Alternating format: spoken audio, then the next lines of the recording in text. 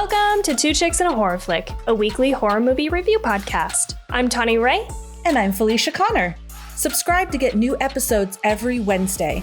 We dive into trivia, drink a little whiskey, and of course, give our no BS opinions.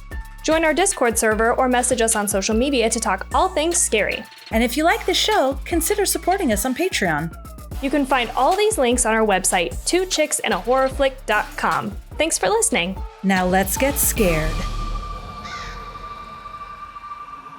Hello, everybody, and welcome back. We are talking about today the movie It Follows, and this movie was brought to us by our friend and patron and fan. She's amazing, Christine. So welcome, Christine. Welcome, Christine. Nice Yay! So excited. Christine and I work together, and she, ever since we met, has become like a fan of the show, and I just love it. It was so fun because when we barely knew each other, she was like slacking me, hey, and talking about the show and stuff, and it was so much fun. And for anybody who's been on our Instagram, she is the one who cross-stitched that badass witch cross-stitch for me. That was so cool. It's epic. I'm so glad you like it. I like really weird horror themed cross stitches. There's so many good patterns out there. It's pretty awesome. Yeah, I want one. Okay. I will make one for you too, Tawny. No worries. I'll find a good frame for it. Give me like 3 weeks and got it. Oh, so exciting. Got it in the bag. You have like Alien and Pulp Fiction, and what else do you have? Yeah, I have Alien, I have Pulp Fiction, I have Wall-E, so it's not all horror. But yeah, it used to be that like cross-stitching was for grandmas, but now like so many other people do it and they do weird stuff. You just like search cross-stitch patterns on Etsy. There's so many different weird things, like anything you're into. I guarantee it's there, so. I love it. I like that it looks like real wholesome. And then you'll like, and then you zoom in and you're like, oh my gosh, wow. That is the devil. Yeah, exactly. Black Phillip in cross stitch form. I love it. So good. Oh, that is so much fun. Good, yeah. All right. So let's start. I almost got all tripped up because I'm like, oh my gosh, I didn't say our names, but we say our names in the intro. That intro, it's been like forever and I'm still getting tripped up by it. I know, it's weird. Yeah. What is everybody drinking? Christine, let's start with Christine. Yeah, I can go first. So I just got a Sippin' Tropical from Odell's Brewing. It's a local Colorado brewery. Ooh. And it is pineapple, passion fruit, tangerine. It's just delicious. And it has like the cutest little sloth on the can. So I love my fruity beers. Fruity beer fan. Me too. I can't drink beer anymore because it messes with my stomach with the gluten and all of that. But okay, well, you're not there, but one of my favorite beers is, Pyramid Apricot, I think, is so good. I think I've tried that before. I love the apricot flavor. So Me good. Too. Yeah. And then I think Dry Dock, which was in Colorado, had an apricot blonde. With a nice mermaid on the front? I think so. Yeah. I'm a big fan.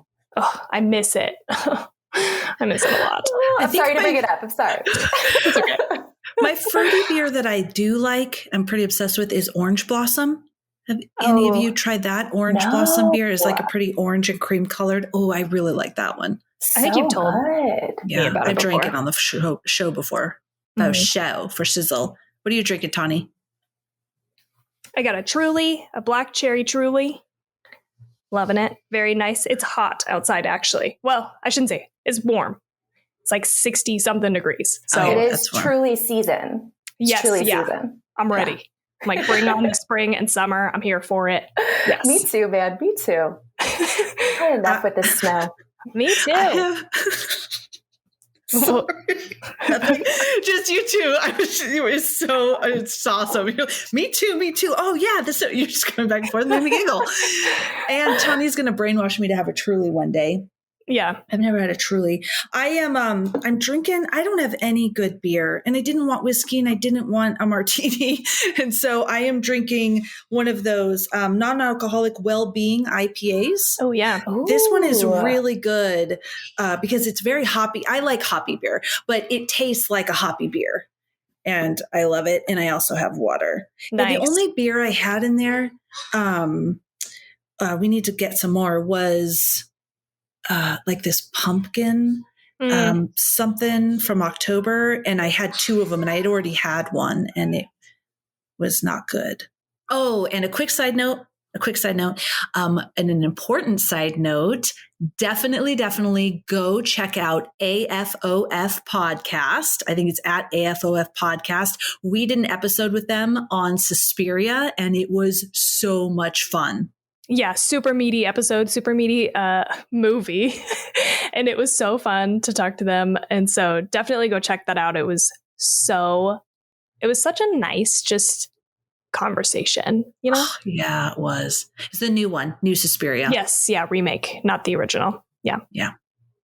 Anyway. All right. Look at you guys with your hair is all like movie star level. I'm going to cut my hair next week. It's just like unruly. It's crazy. It's all over the place. We'll cut it. It's that time of year. It's that time of year. It's that time of year. Just get rid of all the hair. It's like 115. So. Oh, That's yeah, I really forgot. 115? That's insane. Not today. Oh, okay. I was like, Jesus. It does get through the summer. That's not like a high day per se. It's kind of normal-ish. Oh my goodness. I couldn't do it. Yeah. You get used to it. It's just, I mean, it definitely, if you were someone that has to be outside every day, it would be hard.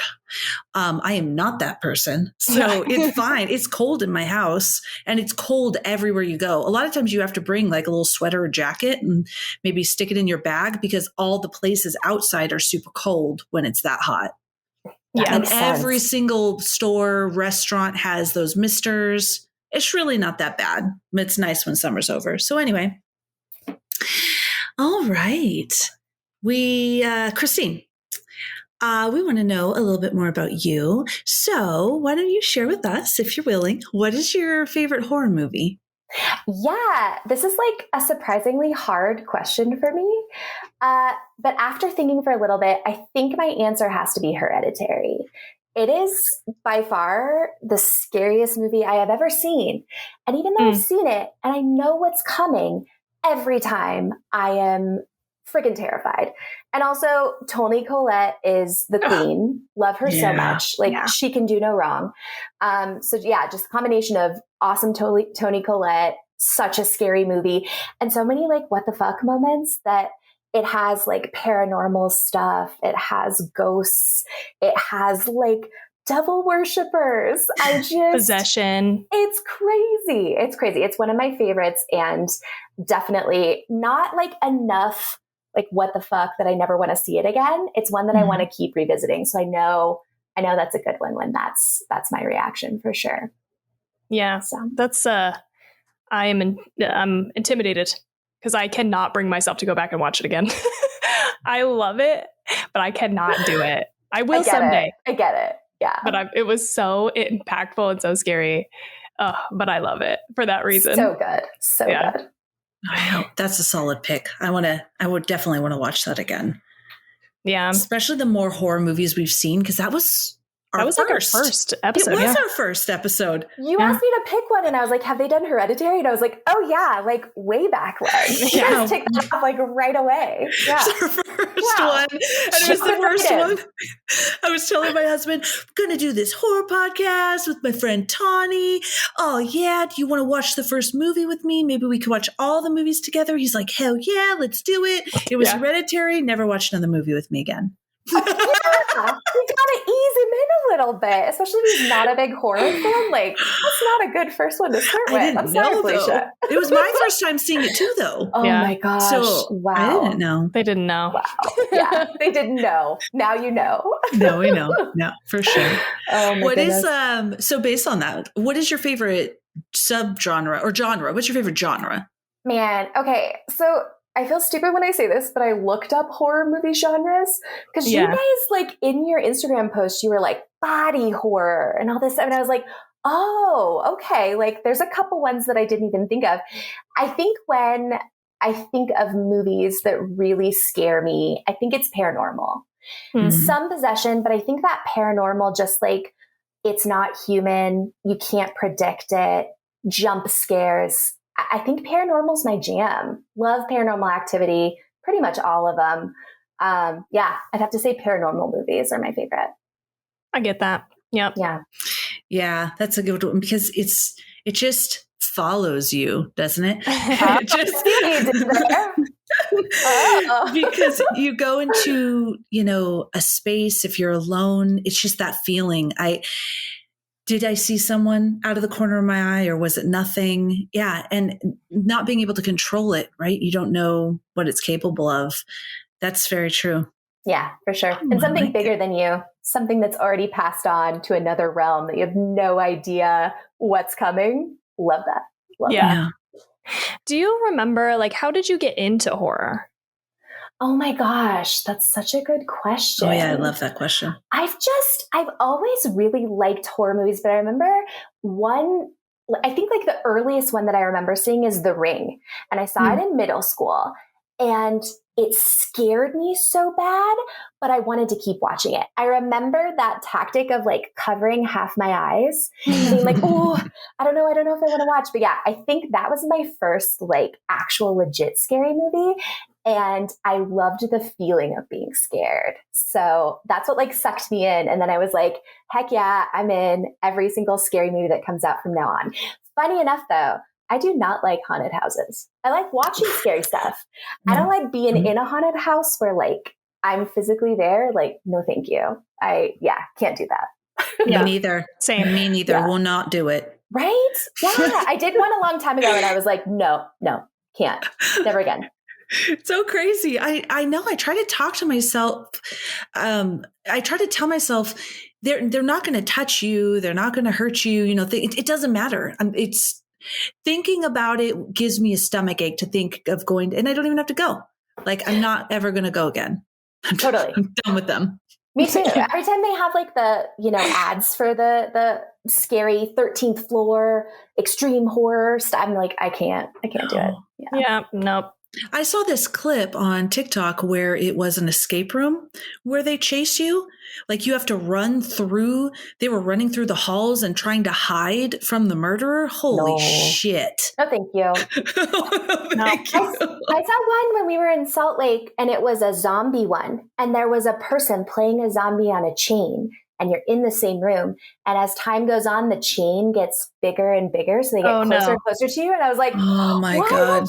Why would you do that? That's so much pressure. Like, I can't. Yeah. Not my jam. Me either. Why did you choose It Follows? So I've seen It Follows before. It was a long time ago. So it was really nice to revisit it this time. I just think it's such a unique story and I love the monster in it. Just so scary. But I think it's so unique. The only other movie that I can think of that's kind of in the same vein is Final Destination, but where it's like picks off one after the other. But I feel like they don't have any control over anything. In this one, it's like that parable to kind of an STD where it's like, you get to choose, are you going to pass it along to somebody else and save yourself? Like, what would you do in that situation? So I just love that like moral conundrum. It just makes the story so interesting and it scares the crap out of me too. So every time. I would not have thought of Final Destination, but you're right. It is kind of the same vibe of this like impending doom. Slowly coming for you. There's nothing you can do about it really, except for in It Follows. Again, you can pass it along if you want to. Yeah. I thought that was interesting. But even then, you're not really doing anything about it because it just can always come back. Yeah. And it could come back to you. Mm-hmm. Yeah. So. Yeah. Good one. All right. Does anybody have anything they've been watching, listening to, reading that they want to share? I started the new season of Bridgerton, and I'm happy to report that Jade started watching it with me. Like, I just had it on when he was in the room, and he was like, "This is actually really good. I forbid you to watch it anymore without me." So that's always a nice thing and a sucky thing, because then you have to wait for the person to watch it with you. But that's very cool. Yeah, that's it for me. Christine? Let's see. Can I tell you about a podcast I've been listening to? Yeah, I listen to a lot of podcasts. It's a little ridiculous. But I just finished this podcast called Deadeyes. You guys heard of this? No. Oh my gosh. So it's this guy, he's an actor. His name is Connor Ratliff. And back in 2001, he got this bit part in Band of Brothers for one episode, directed by Tom Hanks. And so he's ready to go. They run into a snag and have him read again and end up letting him go. And the assistant says, "Hey, it's not going to work out. Tom says you have dead eyes." So it's his quest. So he's like, "Oh my gosh, what does that mean? My life could have been different. Like what?" So he goes on this quest to figure out why he got fired from the set. And he talks to, the person that was cast instead of him in Band of Brothers. He talks to people that have worked around Tom before. And it's like, it becomes bigger than the part. It's like talking about accepting failure. It's talking about moving on with your life, how life could have been different, but how certain things lead you down a certain path. It's hilarious. All his ads are Tom Hanks themed. It's just really good and like heartwarming too. So. Oh, I love that. Yeah. I'm definitely checking this out. That sounds really good. Yeah. Could you imagine that? Yeah, sorry. We're letting you go. You have dead eyes. Yeah. What does that mean? Yeah. I can imagine what it means having, because everybody listens to podcasts knows I'm obsessed with really good actors. And when you see that in their eyes, and they don't even really have to say anything, it's so powerful. But how do you do it? Right. What makes that difference? Totally. And he's an actor, so he's gone on to do other things, obviously, and done well on other things. But it's just this one instance, they thought he had dead eyes. So it's really good, though. Yeah, that sounds really interesting.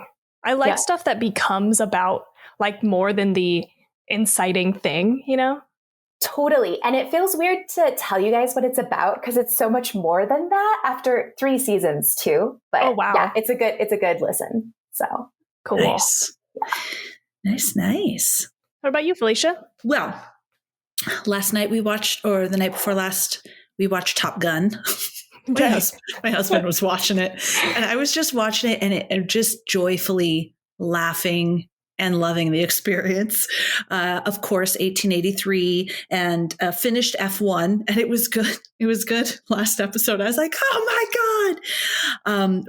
And a podcast. I also was listening to a podcast. It's called Very Scary People. Yeah, it's the Very Scary People series. It's by Forensic Files. Forensic Files podcast, and the narrator is Donnie Wahlberg. Interesting. And it was really good. I liked the way Donnie Wahlberg has an amazing narrator voice. And I love the way it's almost like one of those, it's true crime. And I was listening to the Amityville horror episode. So we're talking about the real crime of Amityville and like how it was blown up and how it became this paranormal aspect of it and like details mainly about the crime and the way he tells it. It's almost like one of those, I don't know, it feels like, I really like it because it feels like of those other podcasts that I would listen to like Serial or just the production value is really, really good. Almost like I'm listening to I am listening to a story, but what am I trying to say? Like the radio stories and whatever. It's good, guys. It's a good one. I liked it a lot. Got it. Add that to my list. When you think of Donnie Wahlberg, do you think of New Kids on the Block or do you think of Sixth Sense? Because that's all I know Donnie Wahlberg from. Is that the Ray Wahlberg brother that's in Sixth Sense? Or like probably 2 seconds? neither. Right? I think of him from Dreamcatcher. Yeah. Oh, Dreamcatcher. Okay. And now Sixth Sense. Yeah, I think when I watched Sixth Sense, I didn't even know who he was, but since we've watched it recently, I was like, oh shoot, that's Donnie Wahlberg, because we had watched Dreamcatcher last year. That's how I knew. Okay. Good to know. Good to know. Yeah, but I don't think of him at all as New Kids on the Block. Okay. At this point. So yes. Gotcha. I do want to say, as far as podcasts go, I haven't listened to this recently. And I think I talked about it on our podcast whenever I was listening to it. But I just thought of this like today or yesterday. Is that podcast called S-Town? And this is one of those. Have you listened to this, Christine?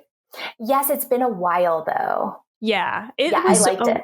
A good, I felt like it became more like there's like kind of an inciting incident that starts this guy investigating and talking to this person. But the story becomes like way more. And it's about, all kinds of shit. But anyway, just for anybody who likes that kind of stuff, check that out too. Nice. Do we have anything else? Anything else we want to share or want to get into this movie? Let's jump into it. All right. Okay, we are talking about It Follows, and it is from 2014/2015. I saw one thing that says release date was 2015, but then I saw that. So whatever, it was those right there around that time. Go watch it on Netflix. It's on Netflix if you have a subscription.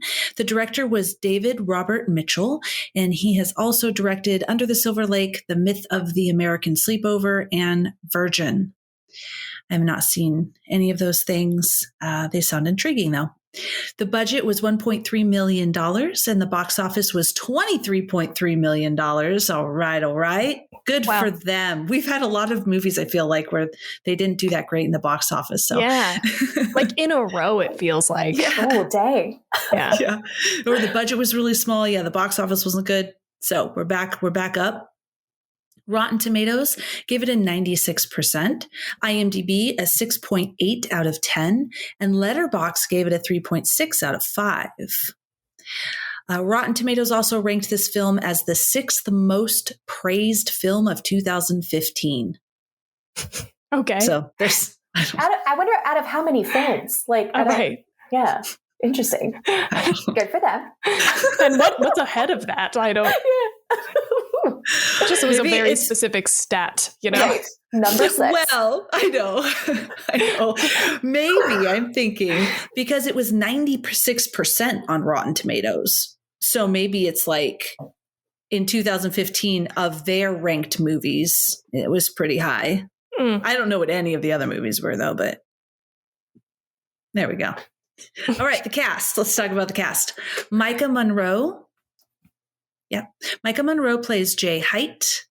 Lily Sepe, I guess, is Kelly. Keir Gilchrist as Paul. I really like him in, shoot, it just escaped me, but where he's autistic. What is that show? Atypical? Atypical. So good. Oh my God, he's so good in that. Daniel Zavato is Greg. Olivia Liccardi is Yara. And Jake Weary is Hugh. All right. Now we move on to 2 Minutes with Tawny. All right. Here we go. Turn back now if you don't want this spoiled for you. Jay goes on a date with Hugh to the movies, but when he mentions seeing a girl she does not, they leave. Later on another date, they have sex in his car. He chloroforms her. I don't know if that's the technical term, but I left it. Chloroforms her immediately after, and she wakes up in her underwear tied to a wheelchair. He tells her that something will be following her, that he passed it on to her when they had sex, and that to get rid of it, she needs to have sex with someone else. He waits for the being to show up so she can see it walking towards her. It takes the form of a naked woman. Hugh drops her off at her house, and her family calls the cops. Eventually, she sees the being walking towards her as an old woman, but escapes it. She tells her friends about it, including her sister Kelly, her neighbor Greg, and her friend who has a crush on her, Paul. After an attack where the being gets close enough to grab Jay's hair and Paul hits it with a chair, Greg has sex with Jay because he does not believe what is happening is real. While Jay is watching Greg's house, the being takes the form of Greg, smashes a window, and enters his house. Jay runs over to stop Greg from opening his bedroom door, but he does it anyway, and the being kills him while being in the form of his mother. Jay drives for a long time and spends the night on her car in the woods. When she wakes up, she hears some men on a boat and swims out to have sex with them. After returning home, Paul offers to have sex with her to take on the being, but she doesn't want to hurt him, so she says no. The group put together a plan to try to kill it in a pool by electrocuting it, but the being is smart and tries to electrocute Jay first, who is in the center of the pool. Eventually, Paul shoots it after Kelly covers it with a sheet revealing its form. It falls into the pool and Jay sees a mass of blood in the water. Paul and Jay have sex. Paul presumably passes it on to a sex worker, and the last scene shows Paul and Jay walking hand in hand with a person following them in the background. The end. So, Christine, overall, how did you feel about this movie? I love this movie. Like I said, like the storyline is so unique. I love the monster, and I love that idea of like, it's a slow moving thing, but if it gets to you, it's going to fuck you up.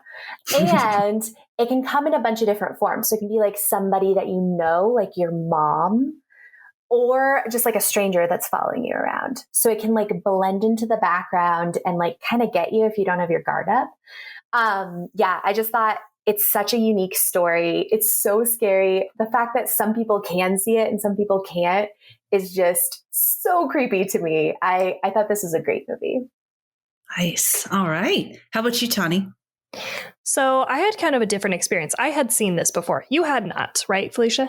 Yeah, I haven't. Okay, yeah, this was your first time watching. So I had seen it, I think, when it came out.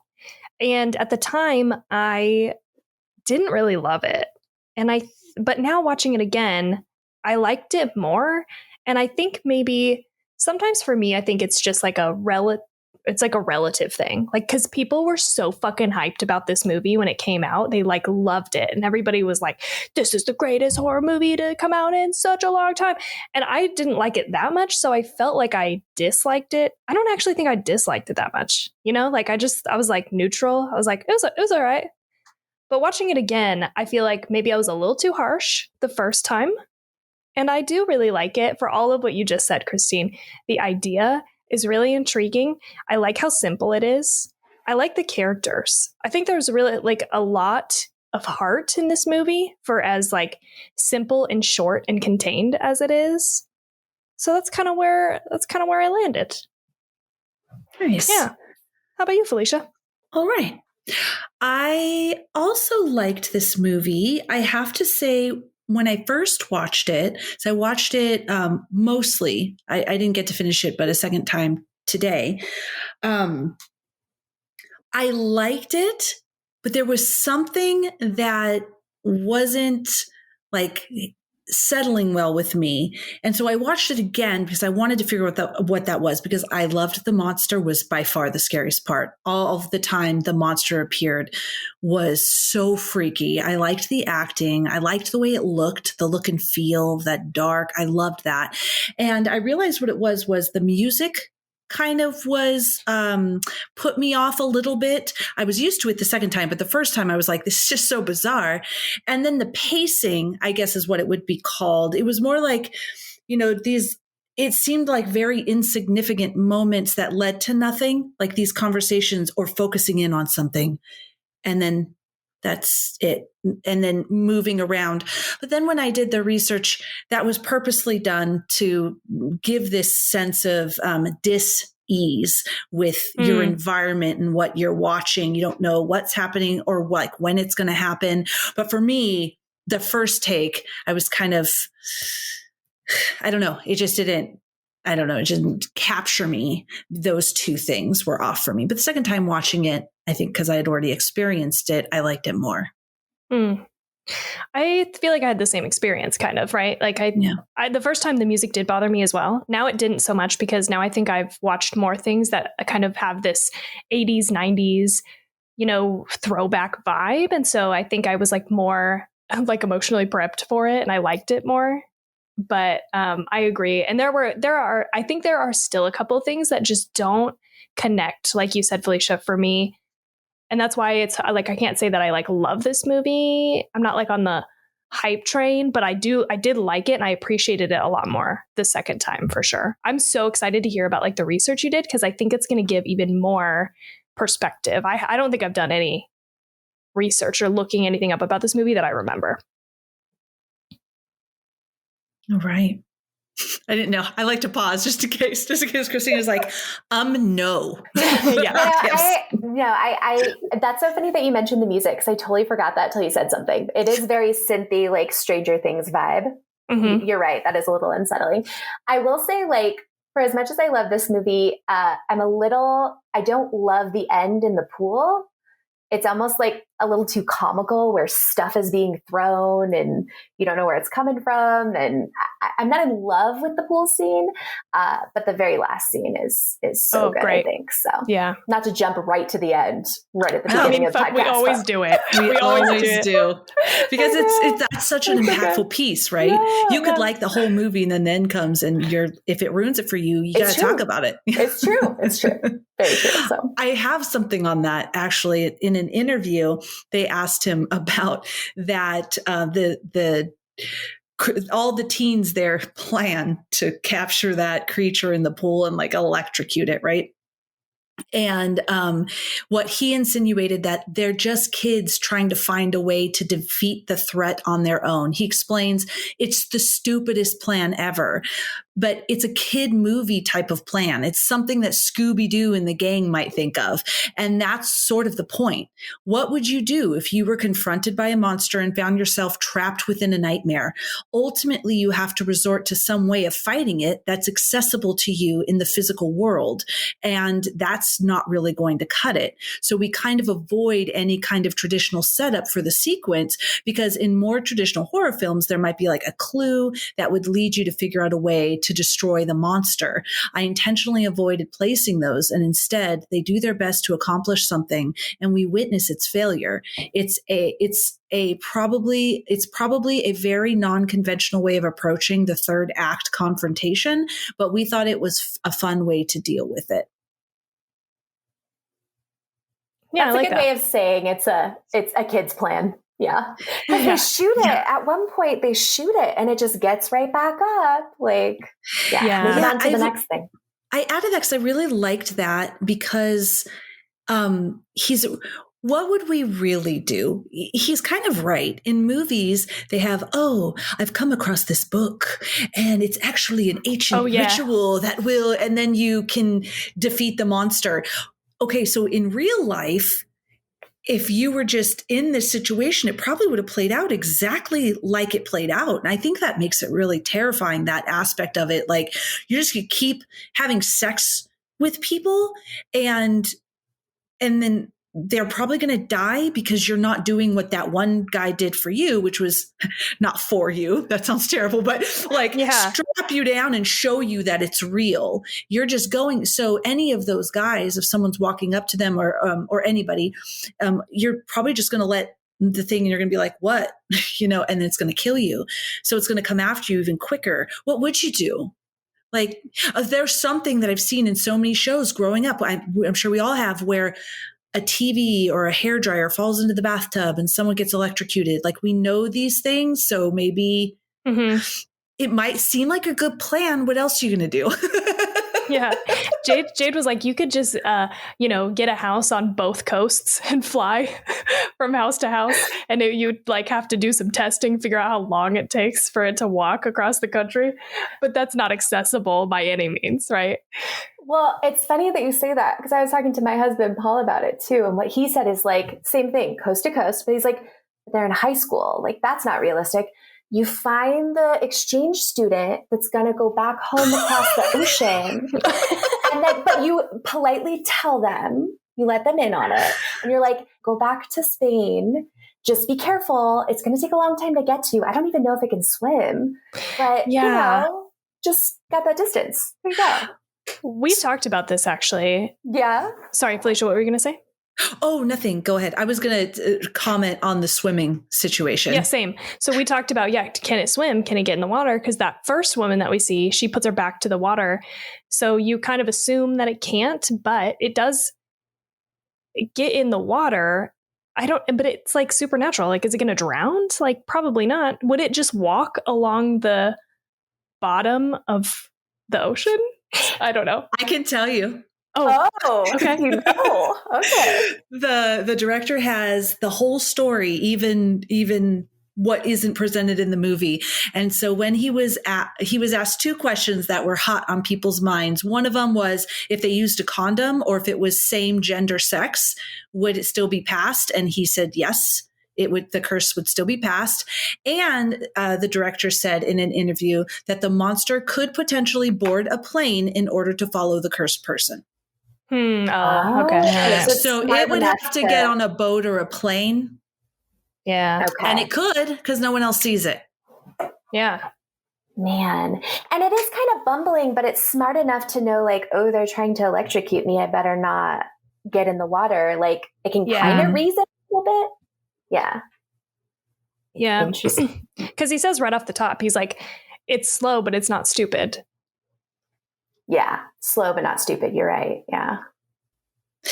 There was something you had mentioned about the time, and I thought this was interesting because that was something that was throwing me off as well, was the old shows on TV, the weird music, the girl with this. Oh. I mean, I guess these days it wouldn't be an advanced phone, but I still haven't seen anything like that little kind of phone book reader thingamajigger. And so what the director said about that is the time frame of the movie is intentionally kept undefined so that it resembles a dream.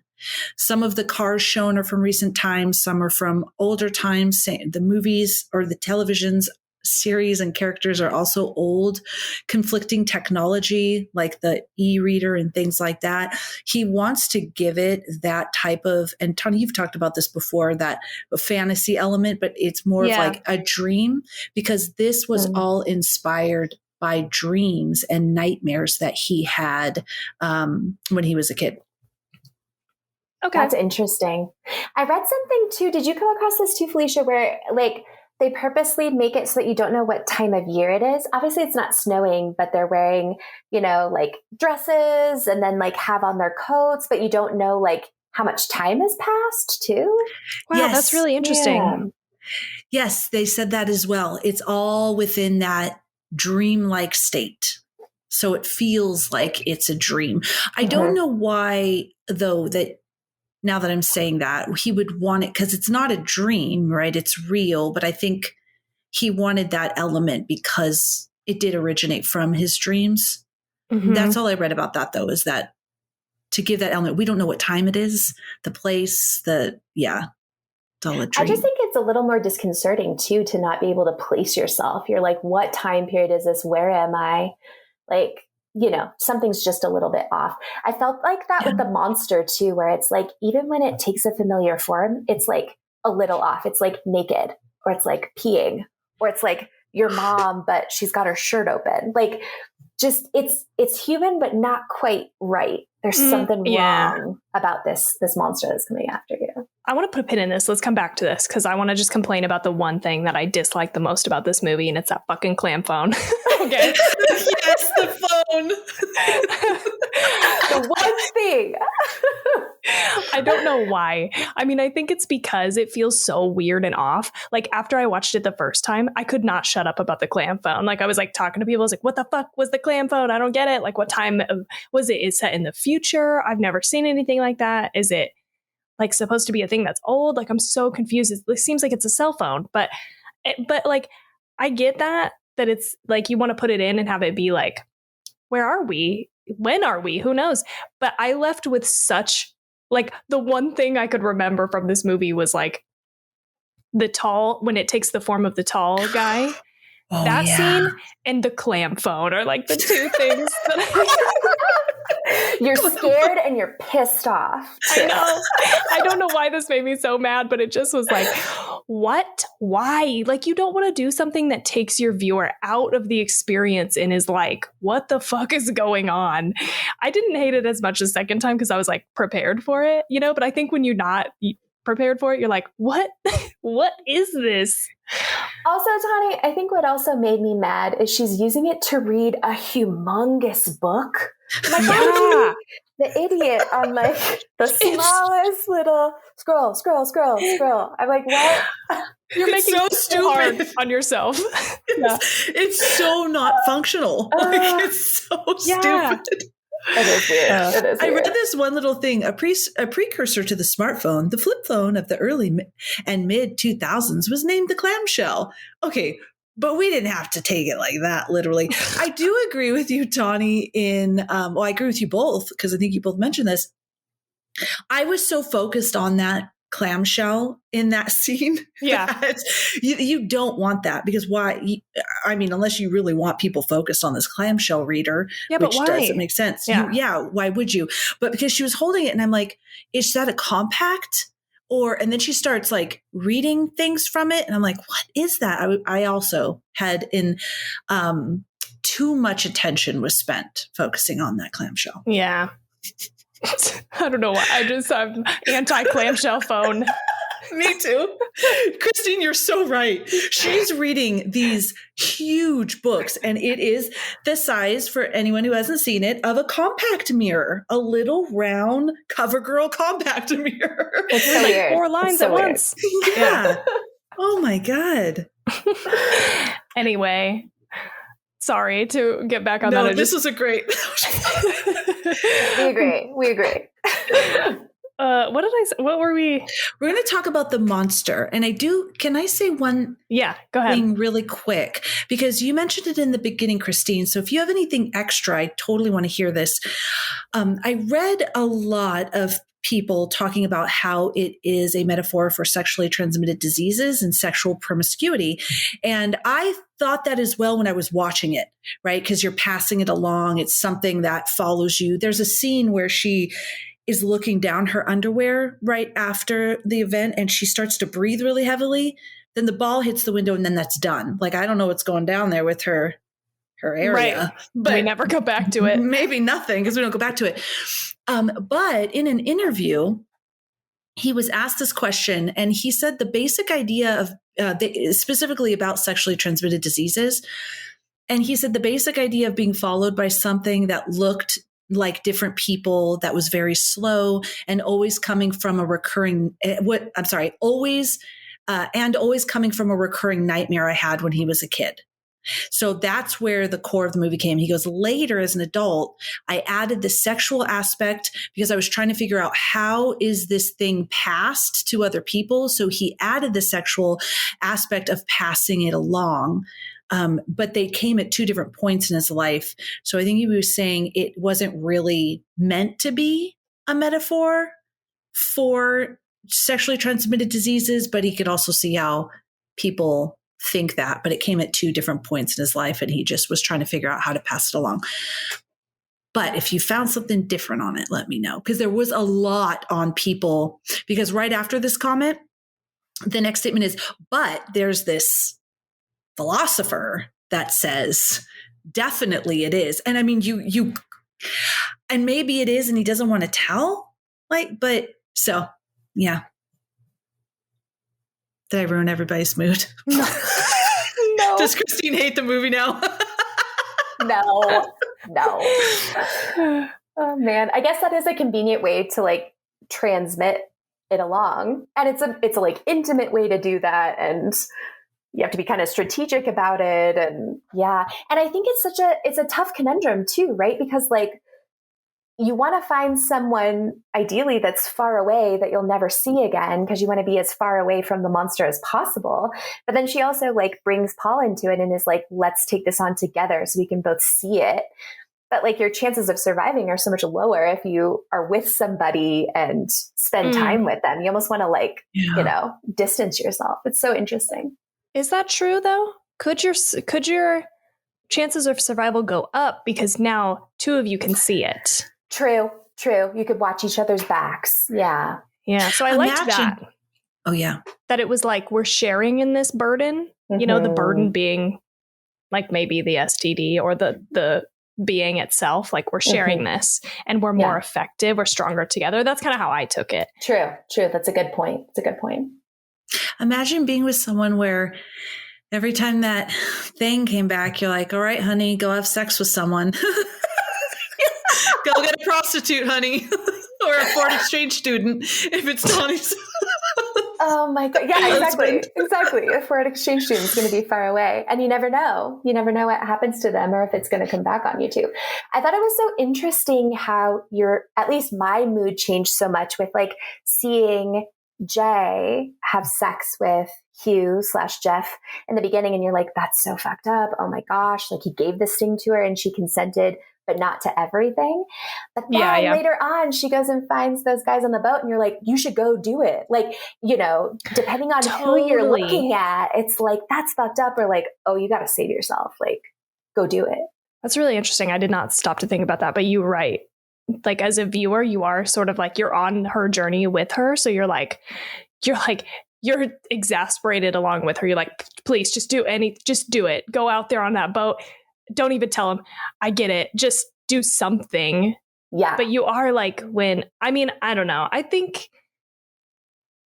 like maybe both times I watched it after everything kind of gets explained, I did feel really bad for Jeff. I was like, that's his name, right? Yeah. Cause it's Hugh. Jeff/Hugh. Yeah. Right. Hugh is his fake name. Pseudonym. Yeah. Yeah.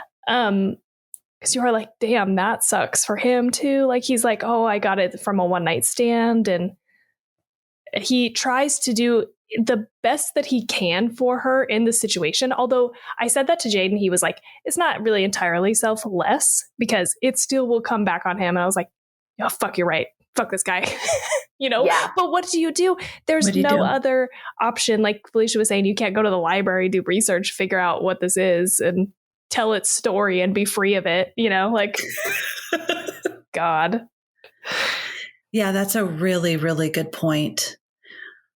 I really liked that change with with Hugh, because in the beginning when he has her, first of all, I loved that whole thing. I loved the lighting and the color of when they were having sex in the car and the camera was coming up with the car in that parking lot. And then she's like and then he chloroforms her, like this is all scary stuff. And then she's in the wheelchair. I'm like, what the hell is happening here? And and he's like, oh, there's this thing following me. And when he's kind of running around, it starts to lose me a little bit because this is the first time I watched it. I thought, what is this? This is stupid. But it comes full round. This is why. Because now she's going to try to save her life, where all the people she had sex with, like, tricked him into it. Not the first guy, but like say those 3 guys out in the boat, they don't know. Yeah. They don't know. They think they all just scored with a beautiful girl. Something walks up to them, could be someone they know, and they are all killed like that. Yeah. You know, because it comes back for her. So it all made sense. I like how they brought that all together. I don't know where it's going with all of that. I liked it. Yeah, it's like, what do you do? What do you do? Totally fucked. This thing is like going to the get girl you. in the beginning. Yeah. That crossed my mind. Would you end your life? Like your whole life, you would have to worry that the person you gave it to, and more than likely, if you don't show them and tell them what's going on, like that guy did to her, they're going to get killed very quickly. Mm-hmm. And so it's your whole life you're living like that. So now that I said all that, maybe that does make sense to have a partner who's in it with you, like they ended up doing, or else I don't think I would want to live. Like I get that girl in the beginning.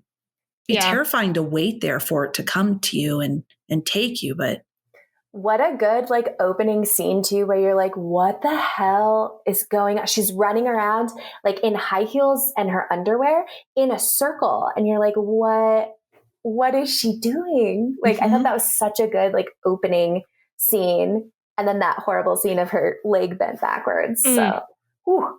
Oh, so effective.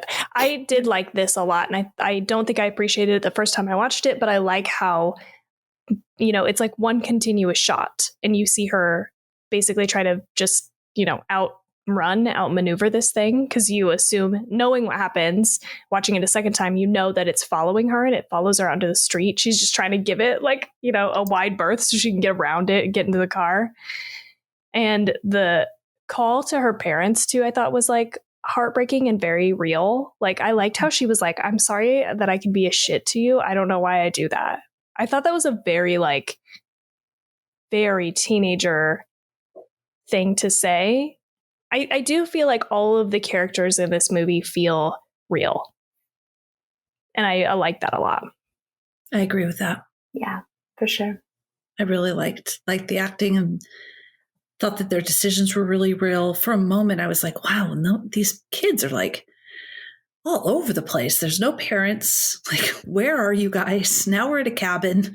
But, you know. They're shooting guns willy-nilly. That made me so uncomfortable. When she's just pointing it at nothing and there's people in the background. I was like, oh, I'm so uncomfortable.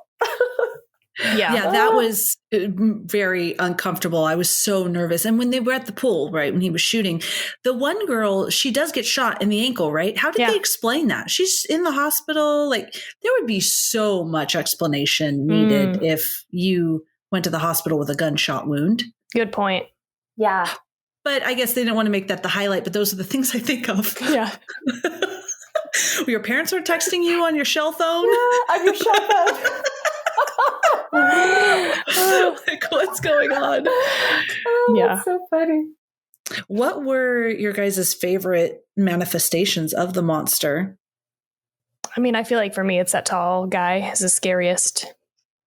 I think the tall guy's the scariest, but I love that when the monster is coming for Greg, he is Greg. Oh, yeah. I like that too.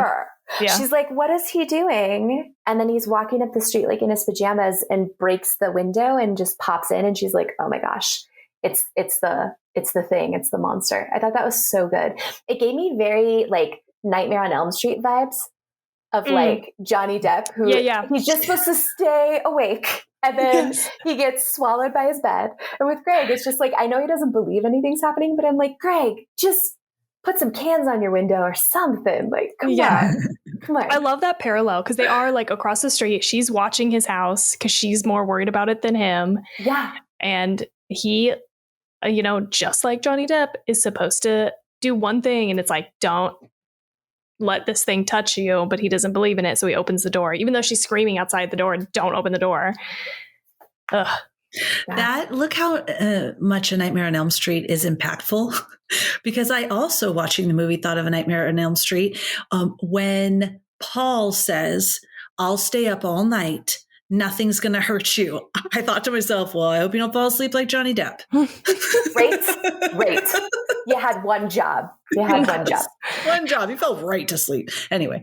What about you, Felicia? What's your favorite? Oh, the tall guy scared me real bad. Yeah. My secondary would be the girl in the kitchen. The whole sight was disturbing. Her. Oh, yeah. Just so she was peeing herself and like her clothes. And there's just a very disturbing sight. But the tall guy, he scared me a lot. Do you know who that was? I don't. I have an idea. I think it might be one of the sex workers from way later when Paul drives around and he like passes two people on the corner and one of them has like a maroon skirt. So that was really interesting. I was like, this is a person that we haven't even encountered, in the movie, but I don't know if that is actually who it's supposed to be or what. Oh man. I didn't even make that connection. Oh, that's good. I'm just seeing if I had jotted that down because there was something on it, so I could always pull it up.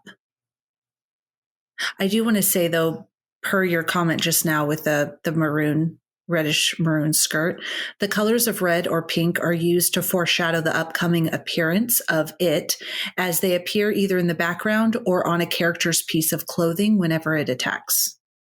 Interesting. I do have another question while you're looking that up about this, because I wondered if there's a reason why sometimes it appears as a naked person and sometimes it's clothed. Like, it just seems kind of random.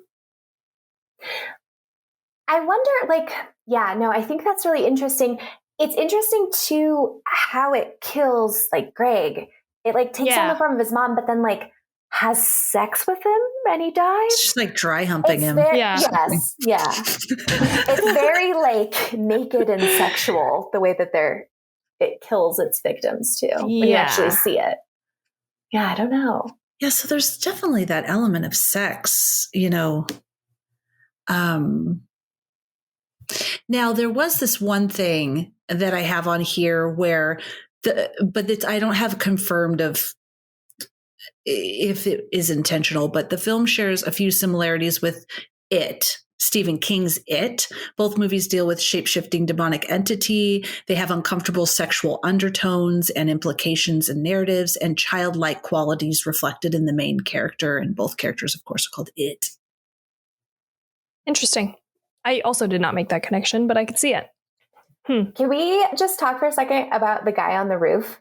I think the tall guy is scary, but that one gets me every time. Just this like a naked guy like standing on your roof, like, holy shit, that's so scary. It's so out of place. Like that moment always gets me. Yeah, this one I think might be the most unsettling because it's like, and Jade and I, watching it again, they pull away and they see it on the top of the roof and we were like, how did it get up there? And Jade said, I wonder if it was trying to get into her room.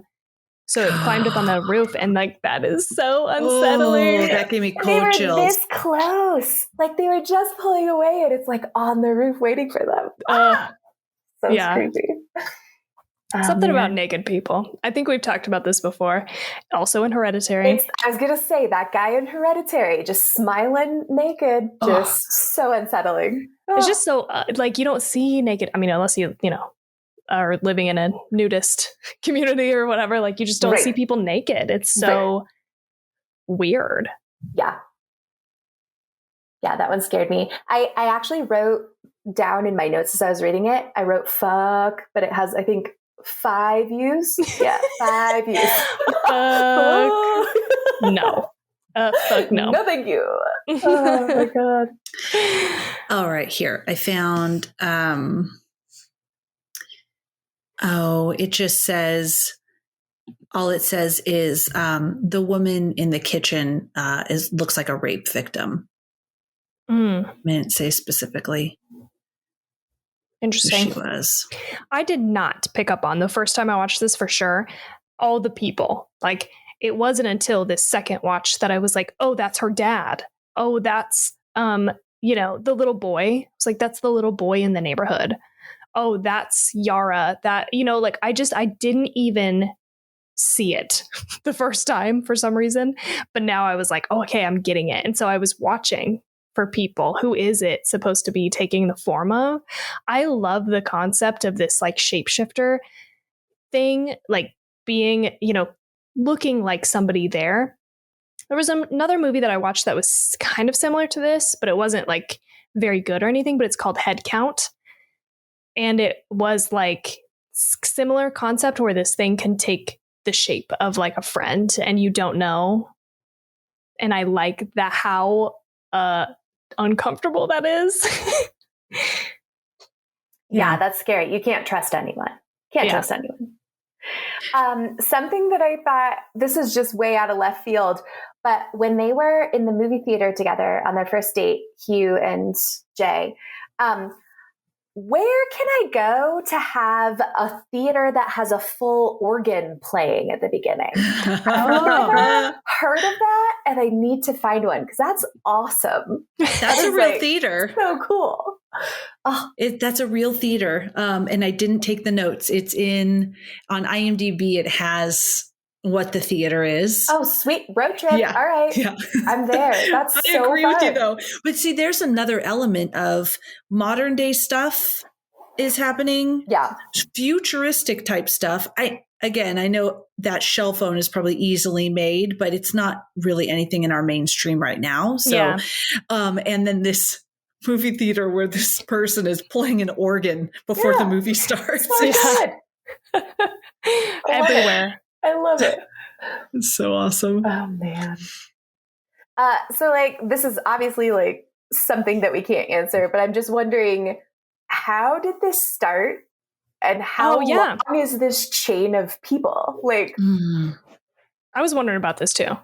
Crazy. Me too. Like, yeah, who's patient zero? Like, who? Yeah.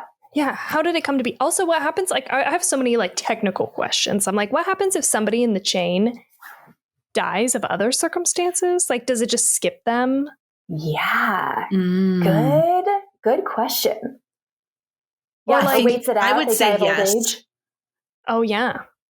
Like if they get it, I think it does. I mean, I'm not the director, but I feel like if the person dies, then yeah, it goes to the one just before knows. previously. What if you have sex with like 5 people and one of those people gets killed by it? Does it just come back to you, or does it start like cycling through the people that you had sex All with? the people, right? Oh, I thought this too, because they're not clear on if she had sex with all 3 of those guys or not. Yeah. Some say yes, some say no, because it came back to her so quickly. So maybe it was only one guy. But on the other hand, all 3 of those guys, if a naked woman is how it's appearing to them and walking up to them, Case closed. she's going to annihilate all of them. Yeah. It's true. Like they didn't even bat an eyelash that this girl was all disheveled randomly With on the cast beach. on her arm. Like, walking out to them like, I am ready to have sex. And no one was like, dude, are you okay? Like, I know, like, to be honest, like, that's the most disturbing part of that scene for me is that they just are like, oh, okay. cool. Like, nobody's like Let's asking do any it. questions. Where'd you come from? Do you need help? I see that you have a cast on your arm. Like, that is fucking weird. No, she wants to have sex. Come on, boys. All right. Like, come the fuck on. Don't look at the gift horse in the mouth. Monster, it would be the easiest to kill men. Sorry, guys, but That's right. it would be the easiest. True. Yeah. That naked chick, she's walking kind of funny, but looks like she wants it. Then she's slash. Yep, dead. I mean, however, it kills. That is also very up in the air based on the one. I don't. Yeah. Seems like she beats the shit out of you, because when it came up and started pulling her hair, based on the first girl who was all broken, right, and then with Jay, how it started pulling her hair and kind of fighting with her. I wonder if it just has like this intense supernatural strength. Mm. Well, obviously, I don't know that you could break a person's leg like that. Yeah, that would be hard. Ugh. So grody. So grody. There's a funny little thing that Jay is short for Jamie, and it was a tribute to Jamie Lee Curtis from Halloween. Nice. Jay has a sister named Kelly, and Jamie Lee Curtis also has a sister named Kelly Curtis. Oh. And there was something else. I think Jamie Lee Curtis's friend in Halloween was named Annie, and Annie was the first girl that was killed. Nice. Little tidbit there. Little scream queen action going in there. Yeah. Really. An homage. There was also something, now I like this stuff. I like that possibly it has, like, for example, there's a correlation between Jay being infected with a disease, haunting, and being the only one to see it, and a late stage of syphilis called general paresis, where dementia is introduced, and hallucinations and manic delusions. That's terrible. Scary. So this whole idea, I like it. And that comment from the director is, it wasn't very clear though. He didn't outright say, no, that's not what the intention was. Maybe he was like, how should they pass it? Sex. Oh, and this could be more, along the lines of aligning with, sexually transmitted diseases and stuff like that.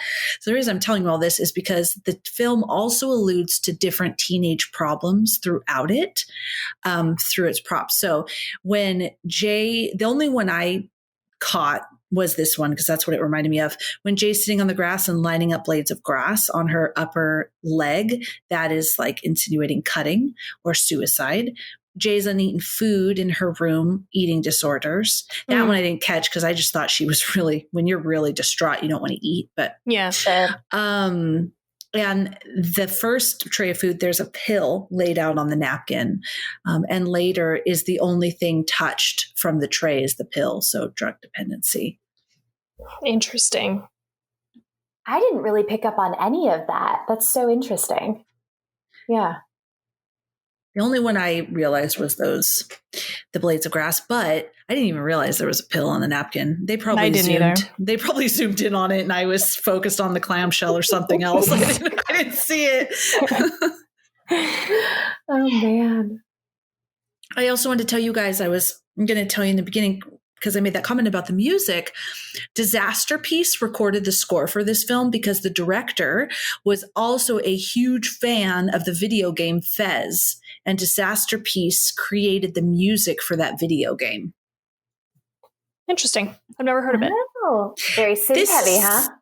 Sounding more and more just like the director's childhood, like it's his nightmares, his favorite video games, Scooby-Doo. I feel like everybody can relate to that nightmare too, where you're like, something is slowly coming after you. You can't get away. Like, hits you right in the feels. Yeah, 100%. Yeah.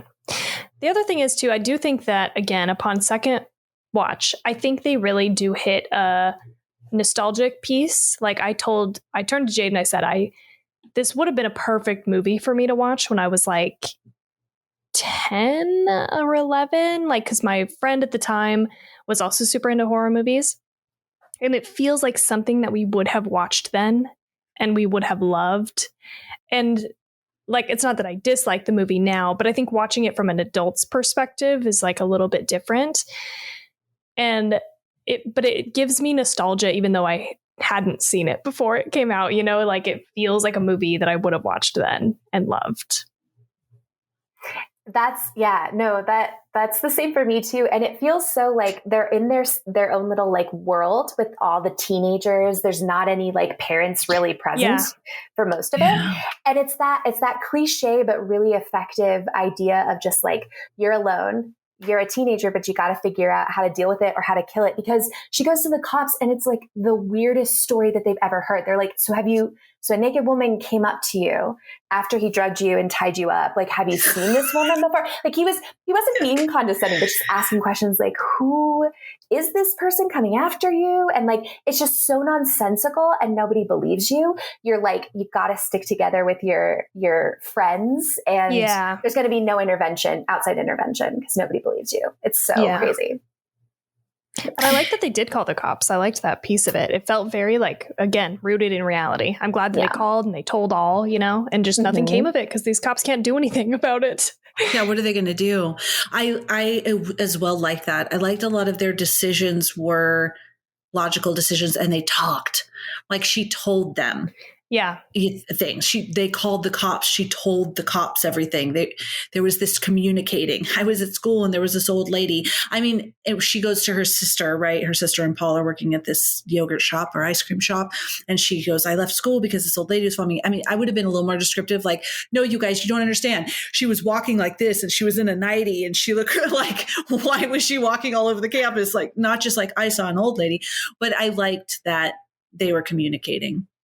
Yeah. I would have just really laid the story out for them a little bit more. So let me start from the beginning of the situation. Seriously. I like too, I noticed like as I knew what the story was about and as they were going into different places, like I think the director does this on purpose, but just putting slow moving people in the background that you're like, is that or like, is it just a person in the background? Like you're so like tense and like, isn't it? Like, is that girl coming towards them? Yeah. I will say that even after the first time watching this and when I was like, I don't see what all the hype is about, I definitely experienced that like far after I watched the movie, where I was like noticing somebody walking towards me in a straight line. And I was like, oh no. I think it takes a lot to do that, to make you feel something even after you've watched the movie. I think that's a credit to this idea and the movie itself. And you're right, Christine, that was totally intentional. I loved that aspect where the two, like Hugh and Jay, they're like, do you guys see that girl? Like they have to constantly keep asking, because we do kind of walk around like that. I was literally talking about this the other day because I was sitting there waiting to pick up food with my two girls. And this woman was walking by us and she was just like scowling at me as she walked by. And one of it, I was like, what is she looking at? And I thought, you know what? I think people just, including myself, I'm sure, walk around with that face. Because I mean, if we're just not smiling and laughing, and you glance over at someone and it looks like you're scowling at them. So you see, my point is, you see a lot of these people all over the place. So you wouldn't know who's like scary or not. Was she naked, Felicia? Gosh, that was the giveaway. Ugh. If they're naked or peeing, just be careful. Look out. Yes, she was not naked. Thank God. Thank God. I would have told you about this a lot sooner. If she was. Get the heck out of there. And then maybe set a timer for how long it takes you to get away. It's so funny that you say that, because I experience that too sometimes now that like the mask mandates aren't so strict, that I'm going to stores for the first time, like without a mask. And I found myself like smiling at a lady, like, you know, bumped into my cart. And I was like, but I'm used to having my face covered. So it's weird to just be like, you know, like I've been making weird faces for kind of match, just like did I do too much? Or she doesn't know how to use her face. No, because of the mask. I'm out of practice. Yeah, it's the mask. We'll say that. It's the mask. I have seen it in other people though. Like, somebody will, oh gosh, Felicia, just get it out. Like I was turning the corner with my cart and somebody was coming. I'm like, oh, I'm sorry. You know, and there's like I think a lot of people don't know how to use their faces. Yeah, I mean, that's out of practice. Me, I'll put myself in that camp. I'm definitely doing some weird shit with my face and mouth that other people are probably like, what the fuck? Like, without the mask or with the mask, I was noticing I would just leave my mouth open, like as I'm like walking around. And now I don't think I'm doing it anymore without, but it's like, it sort of trained us all to, I think, stop paying attention to our face. So today I realized actually, because I went to Target and I was like doing some shopping and I was trying to just like focus. And I think already when I'm focused, I look like I'm angry because I've gotten feedback in my life that people thought I was like a bitch or whatever when they talk to me, which is not the case at all. But I think when I'm just focused, I look a little like angry, because I'm kind of squinting. And so like the whole time I'm in Target, I'm trying to look for stuff. Like I'm trying to find things. And I was like, you know, when I see a person, I look into their face, I have to be very intentional about like being like, you know, like it's like, I'm sure I just look like an asshole. I don't know. And the masks certainly did not help in that respect, because it was like you're covering up half of your face, right? Like as long as you like gave somebody some eyebrows, it's like, it looks like you're smiling at them. Hey. Yeah. I'm smiling with my eyes. Smiling with my eyes right now. Yeah. Oh, shit. I just want to sneak over and see what you guys are doing. So like, I just want to sneak and follow you to a store. Tawny's got her mouth open, her eyebrows going up and down. At the same time. Well, my husband's a school teacher, and Paul was saying he doesn't recognize his students very well when all of a sudden interesting. And he's like, oh, like I've never seen your full face before. It's so weird. Yeah. First time. Oh my God. That was funny. That was so funny. Oh man, I love it. So good. What else do you guys got? I'm trying to think. My notes are scarce because I lately have been taking really scarce notes because I'm just fully watching the movie. And I find when I take notes, I'm missing things in some movies. And this definitely felt like one of those movies. Like I wanted to see everything that was going on. It took me a second to put two and two together that if you've been infected, you can see the monster, but it's going to disregard you. I love that aspect of it, that like she goes and tries to stop the monster that is Greg's mom going after Greg. And she's like, Greg, and it looks at her and it's like, gives her a scowl and then keeps going. Like, but the people that can't see it, it can also hurt other people. Cause like Paul and all the friends like intervene and get like a mark on their hand. So it has the power to hurt other people, but it's just solely focused on the next person. I thought that was interesting too. Oh yeah. There does feel like there's this whole mythos of this creature that we are not clued in on. Was there anything, Felicia, that you found about a sequel or something? Yeah, they were going to make a sequel. And they were saying, yeah, we're going to make a sequel. But as of today, no news has been released about, yes, there's actually a sequel being made or anything like that. But the intention was to make a sequel. They want to. Mm-hmm. Mm-hmm. They should. I think it would be interesting. I would love to see where this goes next, you know? Especially if it's about the creature. Yeah. And it's how it started and how, that would be cool. And then it'd be interesting if it's Paul and Jay again, and they're trying to like outmaneuver it or maybe fight it potentially, or because it seems like they're sticking together. And that was my other question for you guys. Like it's in the pool, it's bloodied, there's blood all through the pool. But then that last scene where they're walking away and there's somebody slowly following them, do you take that as like they named the monster, but it's still following them? Do they know? So it's left up to interpretation.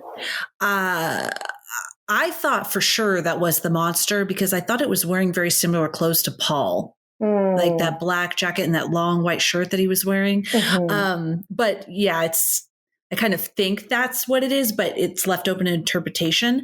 I also thought, you know what? Actually, I didn't even think much about the maiming because I just assumed it takes on a new shape, right? Because when they shot it last time and it got up and it still takes on different shapes, but that was a very weird scene with all the blood and how it just overcame the pool. So is there something with that? Can you chip away at it enough that it loses some of it? That's a really interesting take. Or did they just hurt it enough that it needed to take longer to regenerate? Yeah, I don't know. That's kind of how I took it, is that this thing is inevitable. It's you cannot kill it. And they, even though they felt like, yeah, maybe we killed this thing, Paul went and hedged their bets, right? By going and passing it on to more people just to buy more time or hope, that hopefully it doesn't come back. But if it does, it won't come for us first. So that's kind of how I took it is, yeah, I don't know if it's like wounded or has to, recuperate or what, but it's just like there's no hope of actually killing and getting rid of this thing. What's really scary is as we talk about this, how little we know about this monster and, what it takes to defeat it, where it comes from, just anything about it, which is exactly the journey that the director takes you through, is a very realistic journey. No one knows. It's just this thing is here now. The boy doesn't even know who passed it to her. It's here. And this is what I've learned about it. And just keep trying to survive and pass it along. That's all you have. So scary. And I don't think, not desolate, but like just full of despair. Like, What is the rest of your life? It's just this, and you can't get rid of it. I feel like that is where the STD thing comes in, right? That's where it feels potentially like this is a thing I'm going to have to live with for the rest of my life. It'll never go away. And the only thing that I can do is pass it on to other people, which is a moral conundrum, just like you talked about, Christine, earlier, is what do I do? Yeah. And then one of you had mentioned that, finding that partner that also is infected, and then you could be together but not have to worry, but then that's not really portrayed in the movie, the not having to worry, right? Because they both still look worried. And then you're just nomads. You're just traveling from coast to coast and country to country, just hoping it doesn't get on a plane after you. And, man, that would be tough. Like it's always with you. I loved the house that, what's his name? Hugh, that Hugh's in, the like dilapidated old house. And I love all his little like Home Alone style booby traps. Oh yeah. Of, like the little cans, and I read something, Felicia, I don't know if you caught this too, but they said something about like the way that the row houses are traditionally. It's a really open floor plan. So you can get away no matter where you're at. Like if you're in the bathroom, you have several exits. I thought that was really interesting too, that he like found an ideal in that it's dilapidated and run down, but like ideal to hide from the monster where you could get away. And he set up all those little clues to if it gets to him. Interesting. Yes. I didn't write it down. I did read something about that style of home. Yeah. And how it is designed to be circular and have a lot of open space. Oh yeah. You know what? I actually read that whole quote, but it didn't say anything, or read a similar quote about it, but it was just talking about that was very popular style of home in the time. And so I just disregarded it. It didn't say anything about Hugh and why he was in that house. Oh, so interesting. That is great.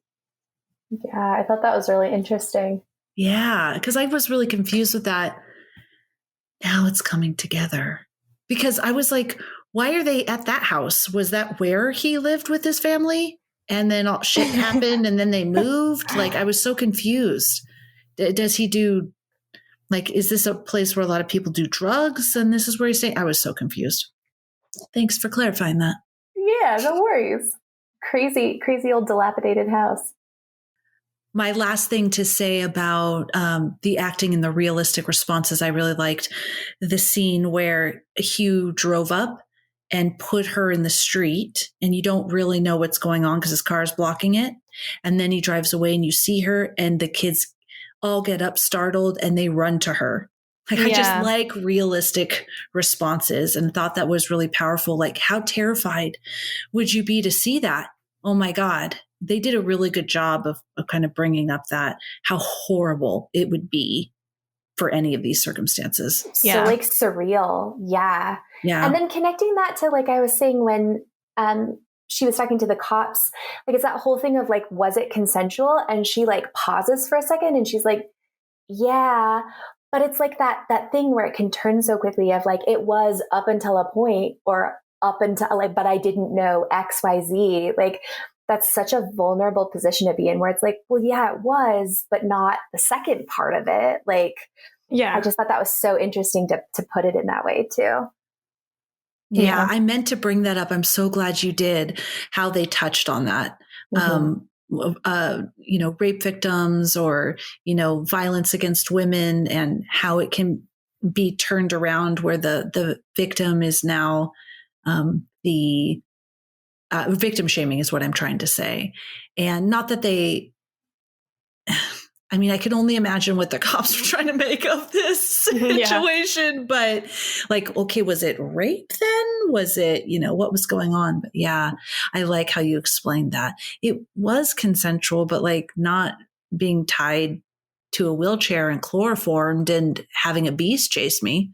Yeah, like I didn't see up for all that. She consented to sex. She did not consent to this beast following her. Yeah, exactly. And even if I consent, if someone chloroforms me for any reason, that is not consensual.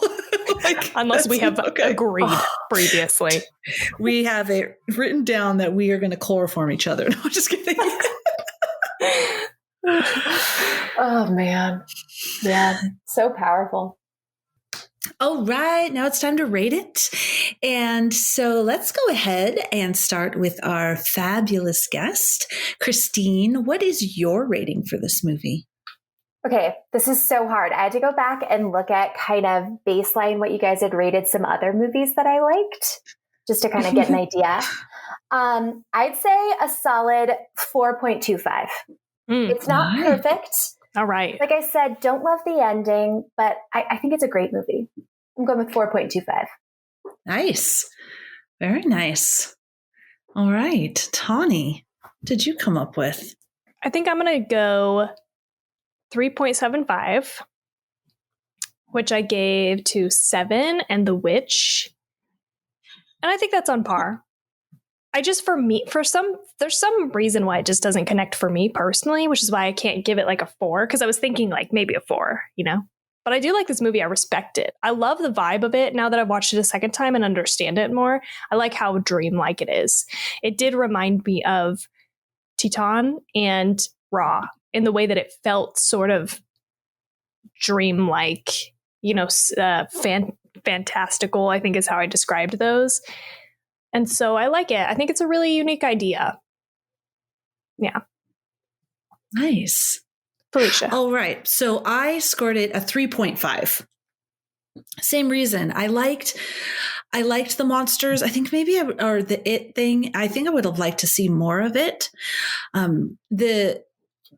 The shots, the pacing or the shots of just long driving, that kind of got to me, but I do appreciate and understand how it instilled this sense of desperation. I totally get that. So for all the same reasons, but it's a good movie, and I really liked the acting and I loved the idea. So 3.5 on for me. The other thing that I want to mention too, though, is budgetary. Like, it is a tiny budget of a movie at like 1 point something million, right? And so I think that's why I also would have liked to see more of the monster, but I get why they didn't do more effects or more, stuff. It feels low budget in that way, but not in a bad way. You know what I mean? So I can't help but respect it. I'm like, great job. Mm-hmm. I kind of like the mystery around how it kills people too. You kind of see a little glimpse with Greg, but I like that you just see the aftermath and you're like, oh my gosh. Yeah. Yeah, that was very Ring-like too, actually. I didn't think of it until right now, but like the bent back leg is kind of similar to the first girl that they find in the ring in the closet with the jaw like totally off to the side. There's this like unknown quality to it, and it's scary. And so part of me wants a sequel, and I want to know more about this creature and stuff, but the other part of me doesn't, because it's really kind of scary being like an isolated story. I don't know. That's a good point. Yeah, 3.5, my sort. That's what I gave Titan. And so I really liked both of these movies. I think I thank you so much for bringing it to us. This is really good. This wasn't something that was on our radar of the long list of movies we want to watch, and we can only watch 4 a month. Yeah, you have so many. It was hard to pick good ones. I was like, oh, you've done so many good ones already. So there's so many more. I know we'll never run out ever. It's true. That makes me happy though, because at one point I was like, I think I said this on a podcast, Christine, what are we going to do when we run out of movies? And she's like, we're not going to run out of movies. It's not possible. Well, Christine, thank you so much for being on the show. And if you're not watching the YouTube play of this, Christine is wearing a Two Chicks and a Horror Flick shirt, and I love it. I love that color. I had to get that red color. That's so gorgeous. good. So good. Quality t-shirt right here. But thank you so much for coming on. This was such a fun discussion, and thank you for your support. You're such a big fan, and we love you. You guys are so awesome. Thank you so much for having me on. This was a blast. Absolutely. Yes, it was a delight to have you on. Yes, we'll have to do it again. We would love that. Awesome. Sounds great. Well, everybody, next week our episode is going to be X. We are going to go see it this weekend, and that's going to be our next episode. Did you see it already, Christine? You did, didn't you? I'm excited to hear what you guys think of it. You told me, right, to watch it or something. Yeah, you mentioned it. And then Tawny's like, hey, I'm watching this. Do you want to watch it? So I am so in love with my husband, and that's good. Tomorrow is our 6-year wedding anniversary, and my husband does not like horror movies. But I said, Tawny's going to watch this movie, and we were thinking about maybe doing it for next episode, but we totally don't have to. And he bought tickets. So we're going to go to a movie theater. I've never had this experience before. I'm sure a lot of people have, where they're like lazy boy chairs, and you can get cocktails and stuff like that. Okay, so we're going to go watch it there, and then and then go out to dinner. So I'm really excited. What a keeper, Felicia. That's great. Right? Let's spend our anniversary doing what you want to do. That's so I love the support. Well, you can find us on Instagram at 2chicksandahorrorflick and also a website, 2chicksandahorrorflick.com. Both of those places will lead you anywhere you want to go, whether it's Facebook, TikTok, anywhere, including where you could buy merch and buy your own beautiful red 2 Chicks and a Horror Flick shirt. And also, if you would love to join our Discord horror community, we would love to have you. All of those links can be found at those 2 places. And what else, Tawny? You can support the show by going to our Patreon or giving us a like, review, and subscribe, and review, rating, whatever podcatcher thing you're listening to us on. Give us one of those. It helps us get seen. But that's it. So thank you again, Christine, for being here. And we hope you guys have such a good night. No nightmares.